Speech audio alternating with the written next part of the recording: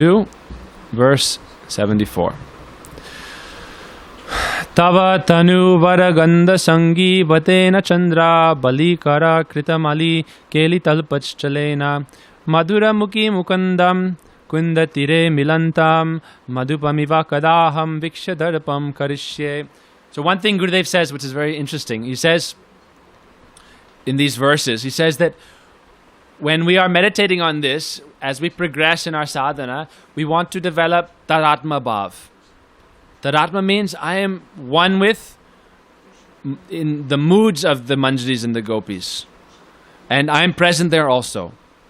He says we should not think, he says on one hand we're thinking like I am there, I am like that, I am there with them. He says don't think like, okay, one thing is called ahangrupasana. I am like Lalita, I am Vishaka, I am Rupa Manjari. He said this becomes aparad, sahajya. But at the same time, we are present there. We should feel like that. This is as we develop higher and higher.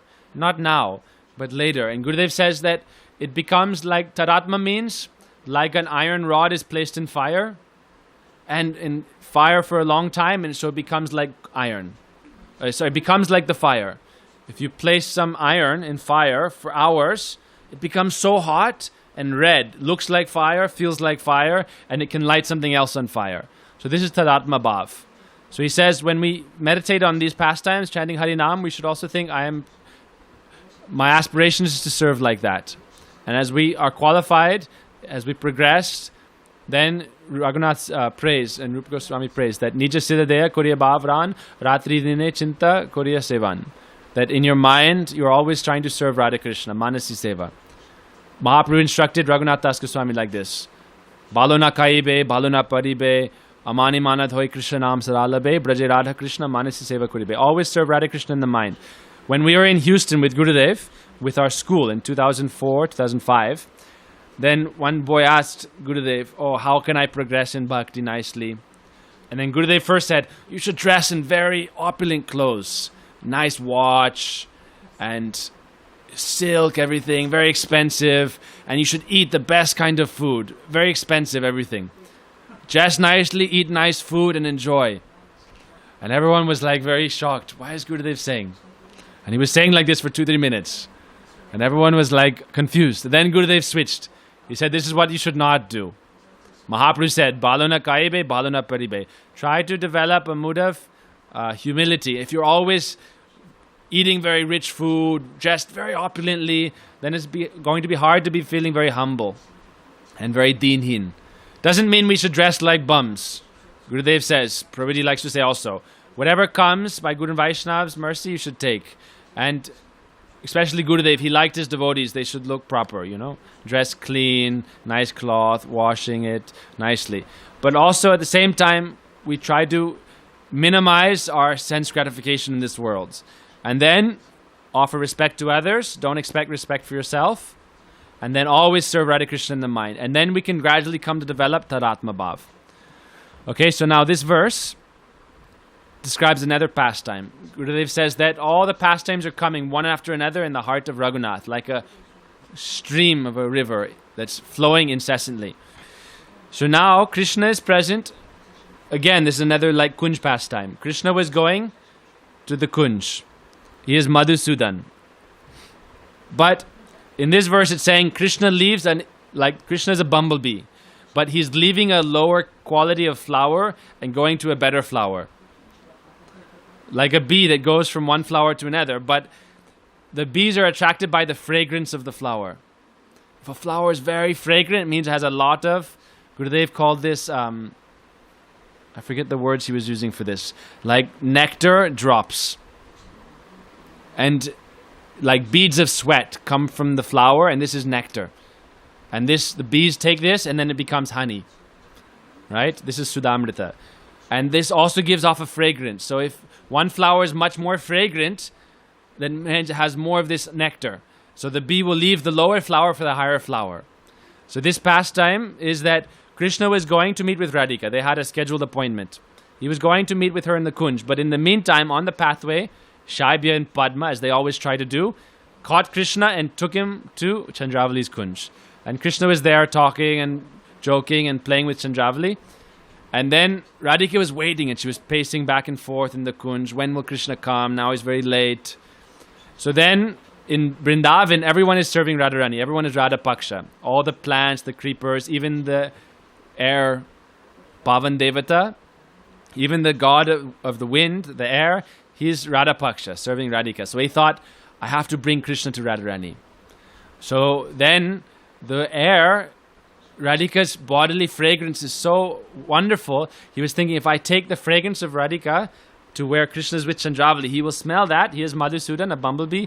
He will smell that nectar and he will leave the lesser flower and go to Radhika.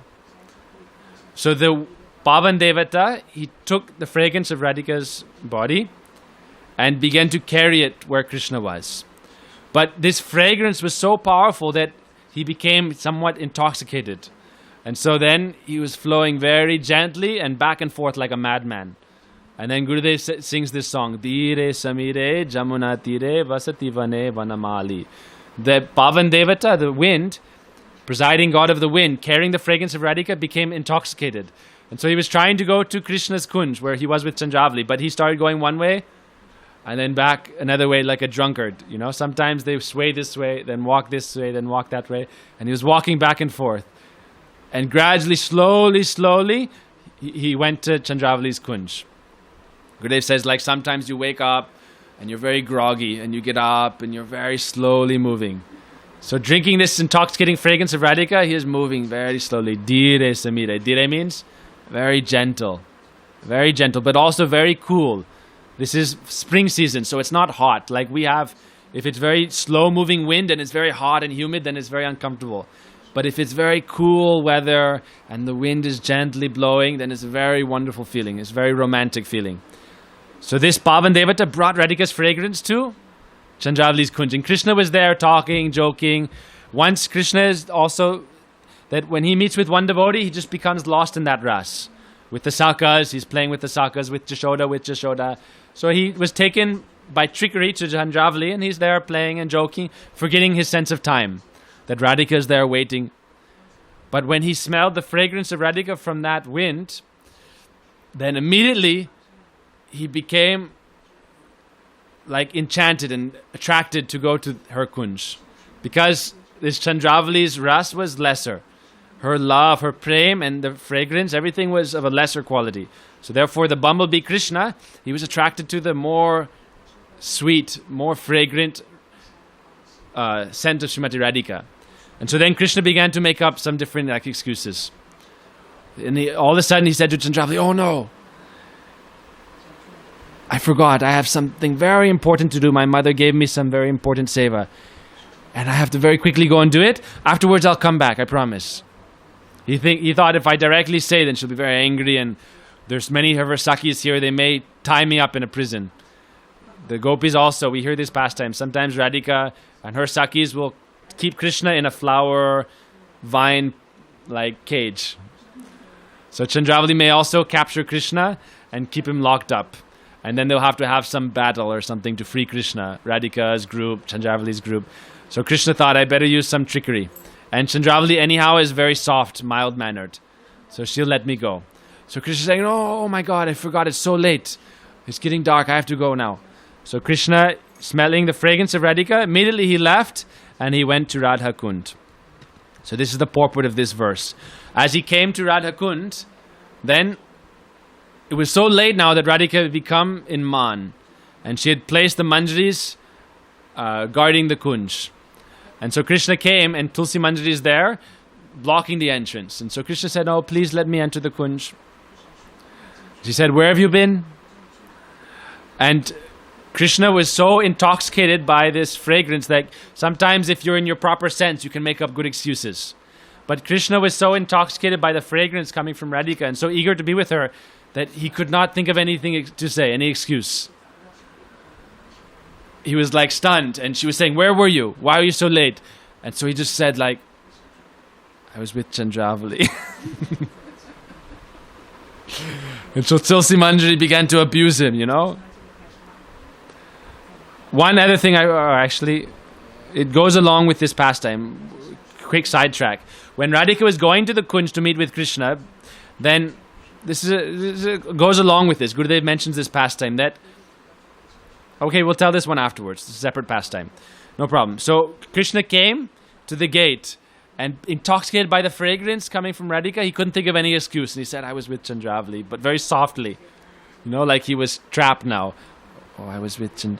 And Tulsi Manjari began to berate him, chastise him. She said, you're not allowed in the Kunj. I'll never allow you in the Kunj. Leave at once. Jahi Madhava, Jahi Madhav. Get out at once. And Krishna was thinking now what to do. So he offered pranam to Tulsi Manjari. Krishna, it said that Krishna never offers pranam in Braj. Krishna is like, I am Braj Raj Kumar. I'm a prince. Why should I offer pranam? But when he has to, he'll offer pranam to the Manjaris even. He won't offer pranam to the Sakas. But even in front of the little Manjaris, Tulsi Manjari, he offers pranam and does, it's called Danda Baitak. He'll sit down, holding his ear, stand up. Sit down, stand up. You do this in front of like parents. Grabbing your earlobes. Like this. Like this. You can paint the picture. Krishna is outside the Kunj and Tulsi Manjari is standing there like chastising. And Krishna is doing this. Standing up, sitting down. Standing up, sitting down. Standing up, sitting down. I'm sorry. And then she says, okay, you'll have to write in a notebook, I am Radhika's servant. I will never do anything against her desire. I am always hers. They did a court case that Krishna, you have to, like in a court case, you have to agree that you are only Srimati Radhika's. You are her property. This is Madhya Bhav. You are now Srimati Radhika's property. Krishna says, no, anything. And then she says, you have to enter inside. And then after you make this agreement, this settlement, then you have to go and beg forgiveness from Radhika and offer pranam at her lotus feet. Only then is it possible to get her forgiveness. So Krishna did like that. He said, I pledge that not only today, but for all time, for all my lives, any time, any place I am born, I am only Radhika's. Amito Radhika Paksha Padisada. I am only in Radhika's Paksha, I am only her property. And doing like this in front of the Manjaris, then they finally agreed to let him in the Kunj, and he offered pranam to Srimati Radhika, and she forgave him. So this is one pastime. Okay, so we'll tell this other pastime really quickly. Radha, thanks for watching. Please subscribe to our channel down there. Share with your friends, ask a question in the comments, and check out our website, kripa.tv, for courses, to support us, and for our articles and more. Haribol.